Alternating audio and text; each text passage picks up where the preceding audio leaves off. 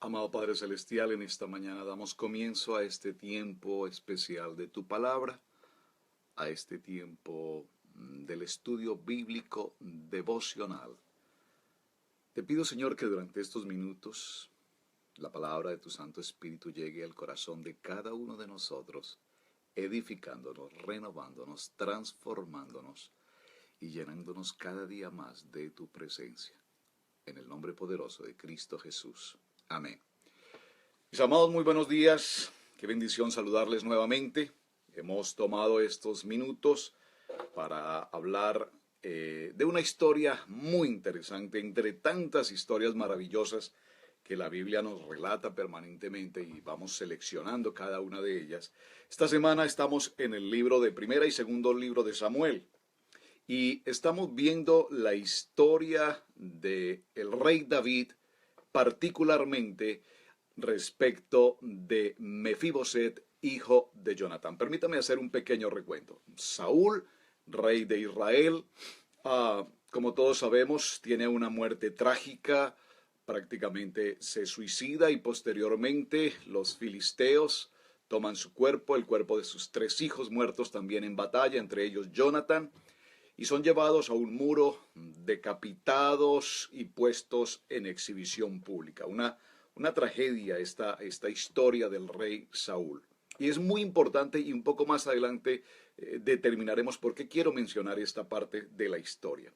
Pero también es importante recordar que en el tiempo en el que el rey de Israel, Saúl, perseguía a David para matarlo, el hijo de Saúl, Jonatán, y David tenían una amistad cercana. Y en medio de la crisis que David vivía en la persecución de Saúl, en su intento de matarle, Jonatán apoyó y permanentemente estuvo aliado con David, salvándole la vida, dirigiéndolo, procurando que su padre Saúl no matara a David. En esta amistad, y recuerden que veníamos hablando desde el día de ayer de la importancia de un amigo, en esta amistad surge algo muy interesante. Jonatán y David hacen un pacto. Y aquí quiero hacer una pequeña mención a la palabra pacto. ¿Qué es un pacto? Si nosotros miramos los textos, los diccionarios, para tener una convicción un poco más clara, la palabra pacto, que se origina a través del latín pactum, lo que realmente es un convenio o tratado solemne, estricto y condicional entre 2 o más partes que establecen obediencia y cumplimiento a uno o a varios acápites establecidos dentro de un contrato formal y que ambas partes se comprometen a ejecutar cumpliendo con determinadas acciones o retribuciones dentro de ese pacto, dentro de ese contrato.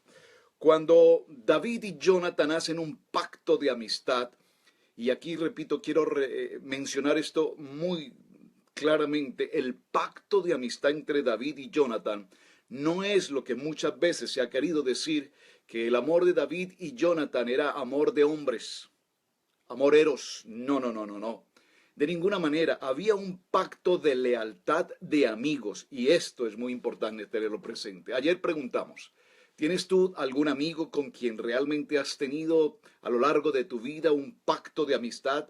Es decir, que en las buenas condiciones o aún en las circunstancias adversas, tu amigo ha estado siempre presente contigo, apoyándote, sirviéndote, dirigiéndote, estableciéndote, determinándote, dándote el ánimo en los momentos de adversidad.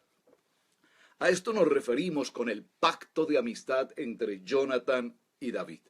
En la historia que estamos mencionando, acompáñenme al libro de Segunda de Samuel, capítulo 9, fue lo que tomamos ayer, así es que voy a tratar de resumir esta historia. David pregunta si ha quedado alguien de la familia de Jonatán, porque él tiene en su corazón el compromiso, el pacto de amistad, que no puede olvidar, que no puede pasar por alto, porque eso es un pacto, debe cumplir con esa promesa. Así es que trae a alguien a su casa. En el verso 2 dice, el rey le dijo que trajeran a alguien a su casa si sabía de la información de la familia de Jonatán. Así es que traen a Siba.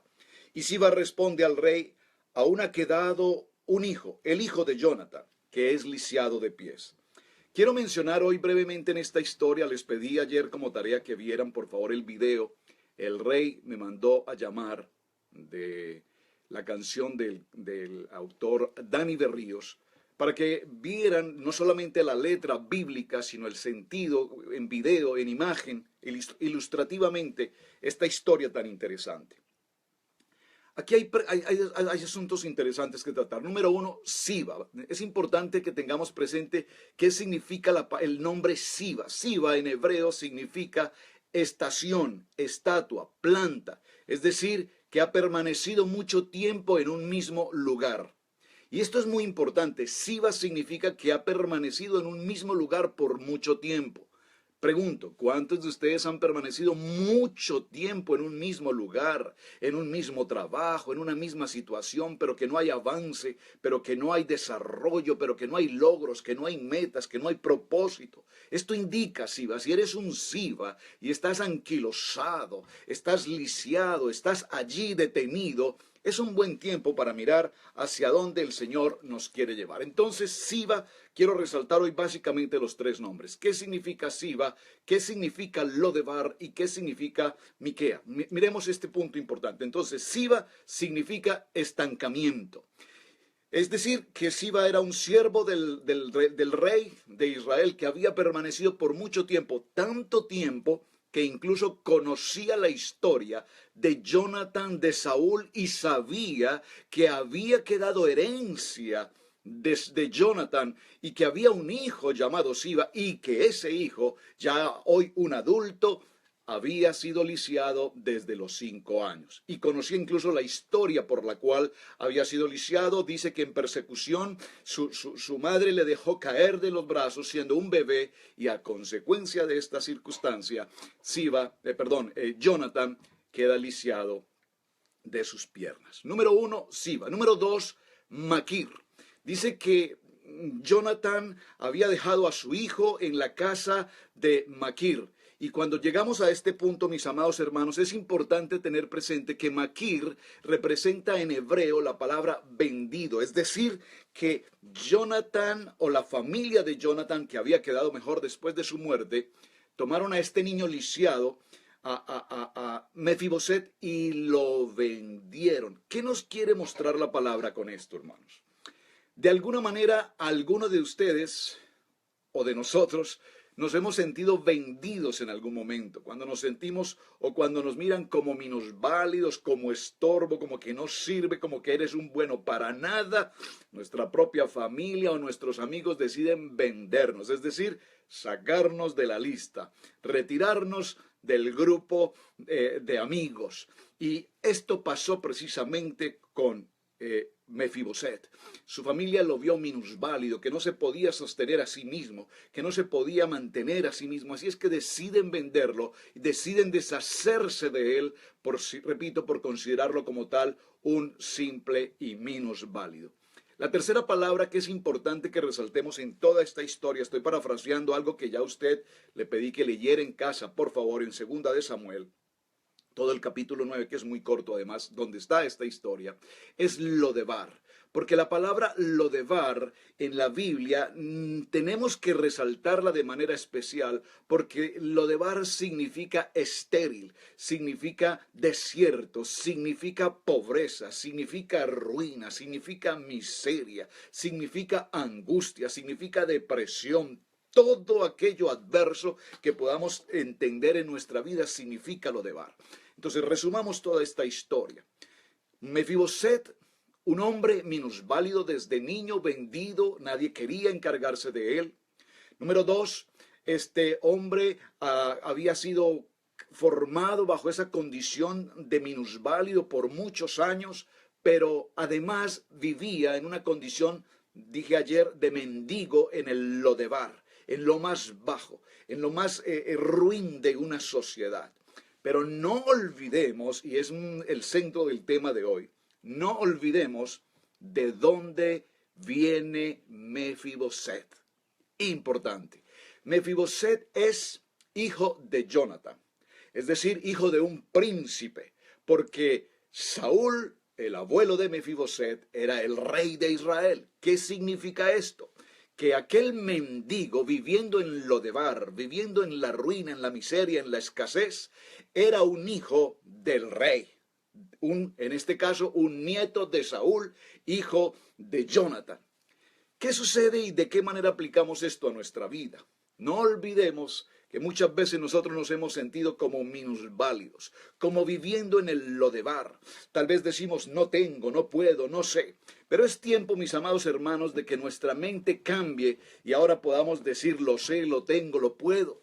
Es necesario cambiar de actitud. Así es que cuando David ordena traer a casa a el hijo del rey, al nieto del rey Saúl o hijo de Jonathan, entonces David tiene claridad en su corazón. Número uno, que va a cumplir con un pacto de amistad.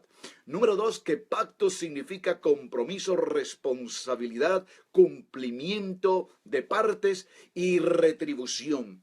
Cuando este joven Mefiboset aparece en escena en la casa del rey, y aquí hay algo que realmente quiero resaltar. Sucede que él se considera como un perro muerto, dice la expresión de la palabra. Por favor, vaya conmigo a ese texto bíblico porque quiero que usted lo lea y lo tenga claro conmigo, porque el sentir de Mefiboset frente al rey era que él era una persona tal vez indigna, que era una persona menospreciada, que era una persona que no tenía sentido de vida. Y dice la palabra en 2 de Samuel que soy como un perro muerto en la mesa del Señor. Y esto nos muestra la condición, segundo libro de Samuel en el capítulo 9 y en el verso 8 puntualmente, dice la palabra, lo voy a leer, dice, y él, Mefiboset, inclinándose, le dijo, ¿quién es tu siervo para que me mires a un perro muerto como yo? Yo recuerdo una anécdota hace unos días, años, tal vez, haciendo un programa en la radio local. Recuerdo que mi esposa predicaba justamente sobre este tema.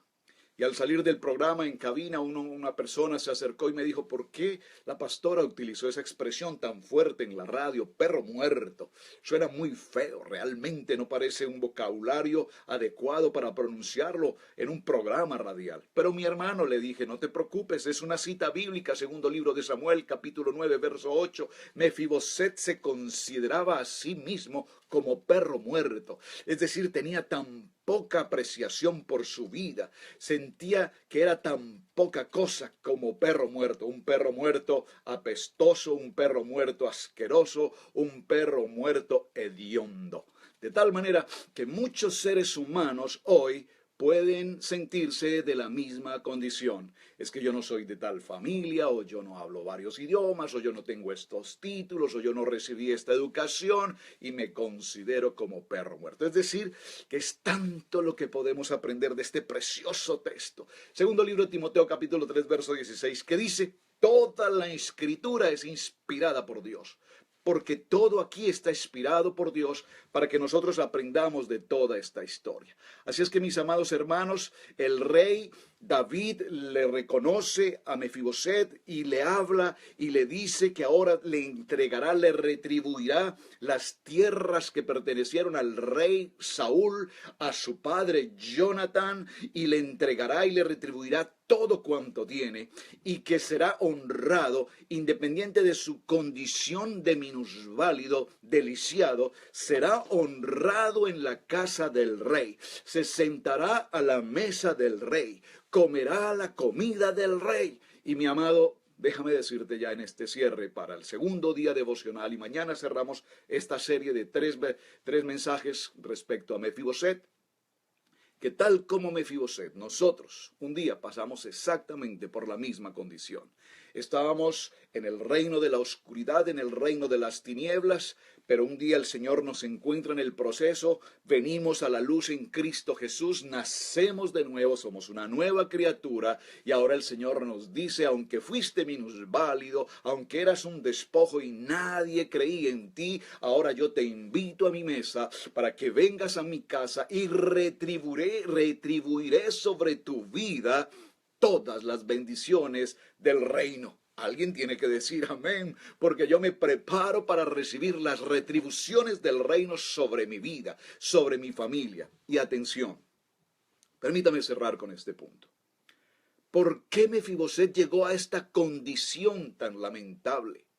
No olvidemos que el rey Saúl, digámoslo de una manera más sencilla, deshonró su reinado, desobedeció a Dios, desobedeció en muchas formas la voluntad de Dios que lo había escogido para ser el rey de Israel.